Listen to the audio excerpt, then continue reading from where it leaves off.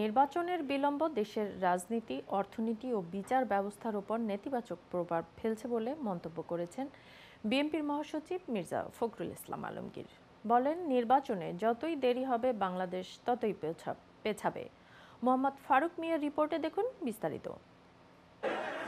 সোমবার দুপুরে সিলেট নগরীর পাঠানটুলা এলাকার একটি কমিউনিটি সেন্টারে যুক্তরাজ্য বিএনপির সভাপতি এম এ মালেক আয়োজিত বেগম খালেদা জিয়ার রোগ মুক্তি ও তারেক রহমানের দীর্ঘায়ু কামনায় দোয়া মাহফিল ও আলোচনা সভায় প্রধান অতিথির বক্তব্যে বিএনপির মহাসচিব মির্জা ফখরুল ইসলাম আলমগীর বলেছেন, নির্বাচন যতই দেরি হবে বাংলাদেশ ততই পেছাবে। দেশে বিচার ব্যবস্থা নড়বড়ে হয়ে যাবে, বাণিজ্যে স্থবিরতা নামবে, সামাজিক নিরাপত্তা বিঘ্নিত হবে।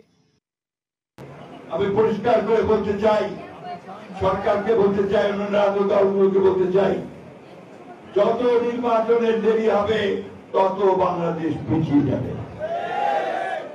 বিনিয়োগ আসবে না, ইনভেস্টমেন্ট হবে না, আমার ছেলেদের জব অপরচুনিটি তৈরি হবে না, আমার মায়েরা মেয়েরা আরো বেশি নিরাপত্তা হারাবে, ডেমোক্রেসি আরো বাড়বে, জুডিশিয়াল সিস্টেম ভেঙে পড়বে, আইন শৃঙ্খলা পরিস্থিতি ভেঙে পড়বে। এই জন্য দরকার একটা নির্বাচিত সরকার।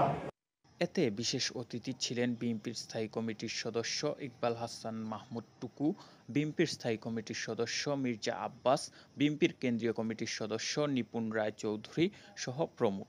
এ সময় সিলেট জেলা ও মহানগরের নেতৃবৃন্দ সহ সকল পর্যায়ের নেতাকর্মীরা উপস্থিত ছিলেন।